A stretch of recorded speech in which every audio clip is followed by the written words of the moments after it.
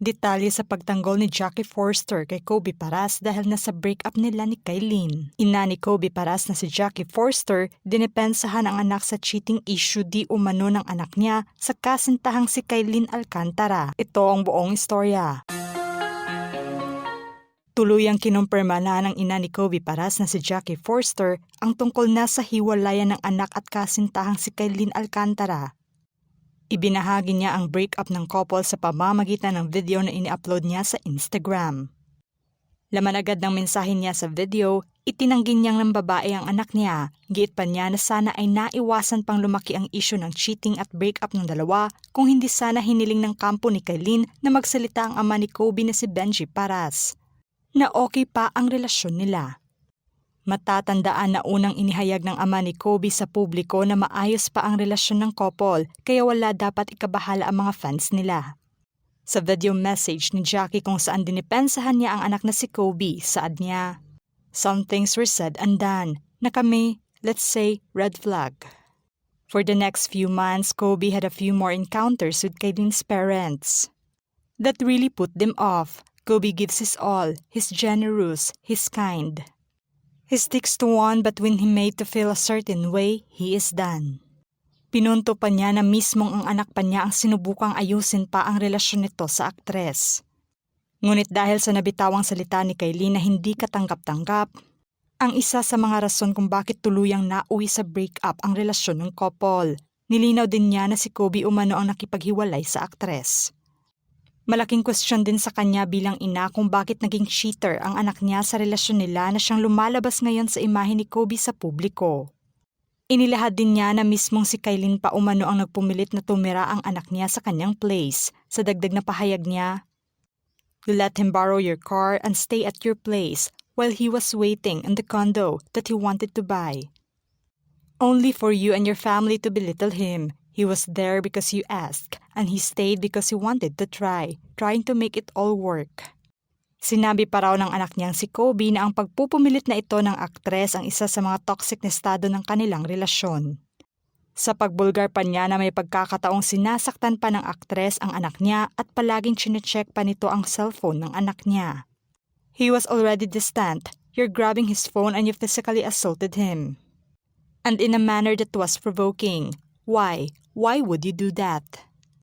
Why would you put Kobe in that position? Why do you need to be violent? You're allowing Kobe to be painted as the villain, all because he didn't want to be with you anymore." Hinayaan umano ng aktres na maging masama ang imahe ni Kobe sa mata ng publiko, na matawag itong cheater. Bilang isang ina umano, nagbigay pa siya ng advice kay Kylene na huwag itong gumawa ng mga bagay na makapagbibigay issue pa sa breakup nila.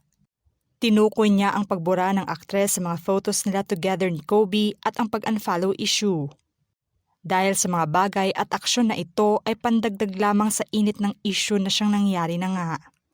Dahil sa aksyong ginawa ng aktres, ang kanilang pamilya lalo na ang anak niyang si Kobe ay humaharap ngayon sa kritisismo. Binigyang linaw pa ni Jackie na kasalukuyang nasa ibang bansa ang anak niya kasama ang kaibigan niyang si Hana. Marami sa mga netizens ang naglabas ng espekulasyon tungkol dito, kaya naman maging ang kapatid ni Kobe na si Andre Paras ay nagsalita na tungkol sa espekulasyong ito. Dahil alam umano niya na single pa ang kapatid niya ngayon. Kaugnay kasi ito sa issue na may bagong babae na naman si Kobe ngayon na kinakasama. Nagtataka rin si Jackie kung bakit isa siya sa mga sinisisi ng publiko ngayon sa hiwalayan ng couple. Maugong kasi na bashing laban sa kanya ay ang pagiging pakialamera umano niya sa relasyon ng couple at pagtawag sa anak na isang mama's boy, saad na sagot naman niya sa komento ng ilang netizens. Sila nga nag-umpisa ang nagdadagdag, "Bakit ako sinisisi ng mga tao? I've been quiet till recently kasi sumusobra na nga." May suhestyon pa siya na para patas ang espekulasyon ng karamihan sa isyong ito ay i-check din daw nila ang post ng kampo ni Kylene. Idiniin pa niyang may resibo umano siya na makapagbibigay linaw sa lahat kaya huwag umanong husgahan agad ng publiko ang anak niya bilang manloloko.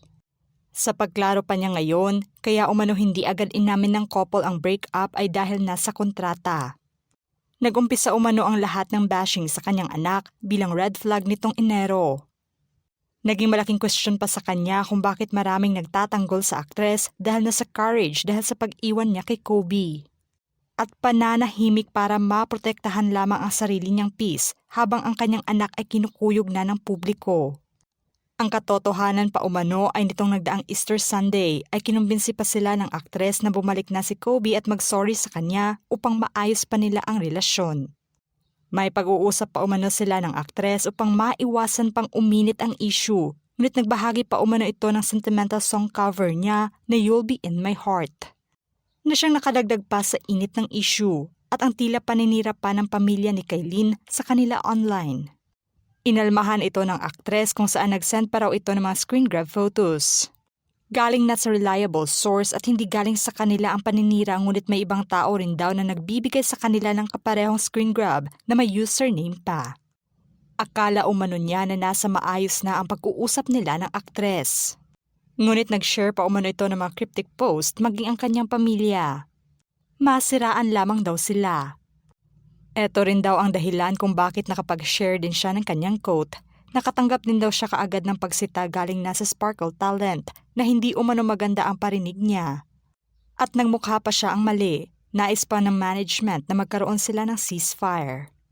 Ipinagtanggol pa niya ang anak tungkol na sa isyong makapal ang mukha ni Kobe dahil gamit pa nito ang sasakyan ng aktres sa panluloko sa paglilinaw ni Jackie.